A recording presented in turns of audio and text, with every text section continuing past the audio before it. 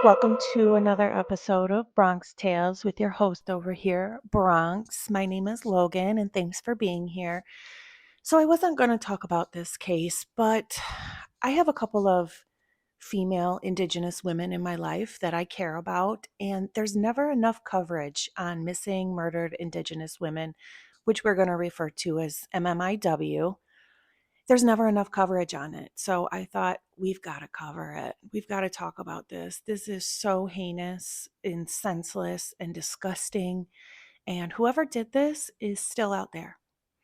So let's get into it. Today we are going to cover the case of Emily Pike. Murder is the third leading cause of death within the indigenous people's community. For being the third leading cause of death, we 1,000% are not reporting the information to the public nearly enough. So here we are, Bronx and myself, Logan, bringing you the case of Emily Pike. So Emily Pike is a San Carlos Apache 14-year-old girl who loved all things pink and K-pop and Roblox. Emily was from the San Carlos Apache Reservation, and she dreamed of becoming a veterinarian one day. Everyone around her said that she was, artistic and happy, just always laughing and had a strong-willed personality. As of January, Emily was residing in a group home in Mesa, Arizona, about 3 hours away from her tribal community. It is unclear why she was there. Some have reported that it is due to mental health. So, as of January this year, 2025, Emily was residing in a group home in Mesa, Arizona, which was about 3 hours away from her tribal community.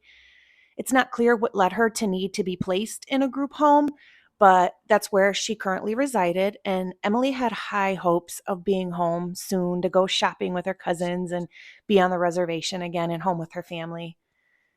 But instead, Emily Pike went missing on January 27th from a group home in Mesa, Arizona.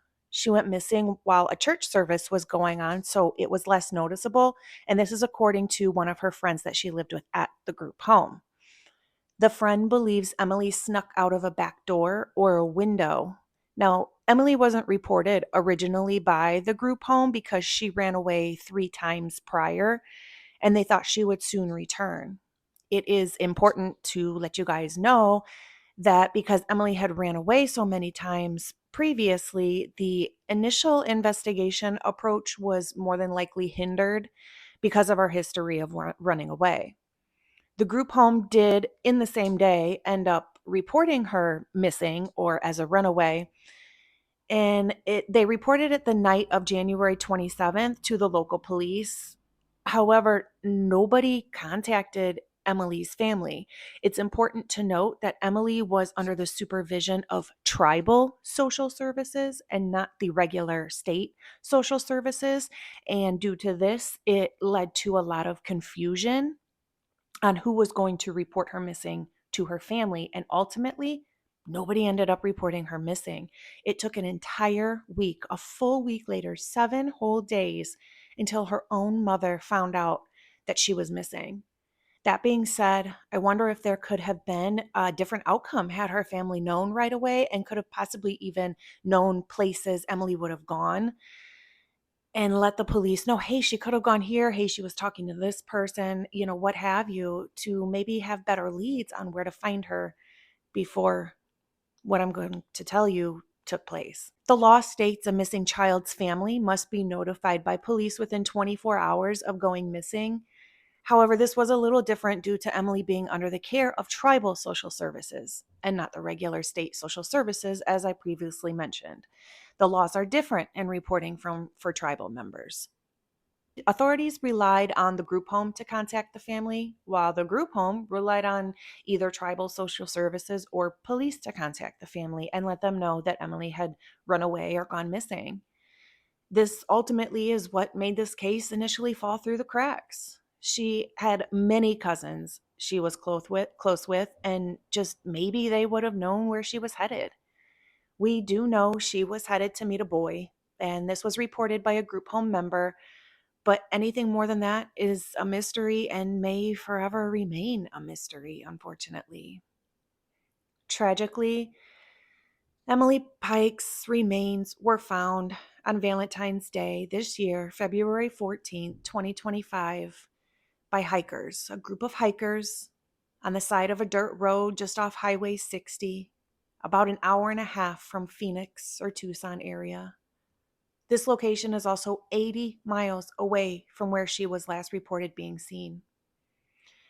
She was found to be brutally dismembered with her body parts in multiple contractor bags.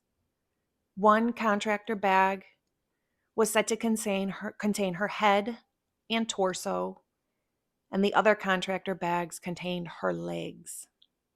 Her hands and arms are still missing. I would like to interject here and speculate the reason her hands and arms are missing is because she fought like hell. Due to her fighting so hard, she more than likely has DNA under her fingernails, her hands, her arms. Furthermore, this leads me to believe that whoever did this, it's not their first rodeo. Which then leads me to believe, is there a serial killer amongst those in Mesa, Arizona, surrounding area? I think whoever did this was educated enough to do all of this without being seen, getting caught. They were able to conceal their crime, dismember, and dispose of a human being effectively. This person went to extremes in not only the crime they committed against Emily and possibly more victims, and the extremes in concealing their crime and covering their tracks, hiding key pieces of evidence. So this also tells us that there are several different crime scenes here, right? There's where Emily went missing from the group home. She ran away. She was seen on the highway, walking down the highway or towards the highway. And then she was found 80 miles away. So wherever there's another crime scene, right? Wherever she was dismembered, that's a whole nother crime scene. We don't know where that's at. Hopefully we find out soon. I think the community is absolutely at risk, especially women and young girls with indigenous females being even more at risk. It was also stated that the remains were shown to have very visible face and head trauma. Ugh, it just breaks my heart. Searches were conducted all around the area. The bags were found and even extending outward in hopes of finding the rest of her body parts or any other evidence that was connecting to a person of interest. However, nothing has been found as of yet. Gila County Sheriff's Office is leading this investigation since it happened in their jurisdiction. The FBI has stepped in, and also Indian Affairs and San Carlos Apache Police have all stepped in for additional support. It is exceptionally hopeful to hear that all of these departments are involved in this case because normally it's hard to even get one agency to want to take claim over MMIW cases, let alone a handful of them all working together. Also, though, to the contrary, Gila County, Arizona has said, although this was heinous, it was an isolated incident and the community doesn't seem to be at risk. That's outrageous. No, this was not isolated. And yes, the community is absolutely at risk. This, you guys, angers me to my core. There are so many people out there who aren't into true crime, who don't pay attention to the cases. So for an agency with power to tell the community this was an isolated incident, it makes people think they're not at risk, and that's not okay. All it takes is one woman or young girl to hear and think that they're safe and not be hyper aware or staying vigilant to end up the next victim. At this time in the investigation, Gila County is relying mostly on tips due to the remote area Emily's remains were found in. It was a very isolated area, like I said, on the side of a dirt road without cameras. The sheriff's office said there is surveillance footage they're looking into. However, it is footage from around the group home where she initially went missing, and in my opinion, probably won't make many leads to the person who did this. Or authorities are keeping quiet about any information they have, if any, at this time to help protect the integrity of the investigation. There does seem to be some inconsistencies in this case. Emily's mom has stated that investigators told her that they have 3 persons of interest or suspects at this time. However, police have specifically said they don't have any suspects or person of interest at this time. Now, are they saying that because they truly don't? Or are they saying that to keep the integrity of the case strong? We don't know at this point. Now, there is a young girl from the same tribe as Emily that had also lived with her at the group home, and she has stated to the local news that she believes Emily left the group home while everyone was distracted by the church event in an effort to hitchhike home to see her parents and family, and was ultimately picked up by the wrong person.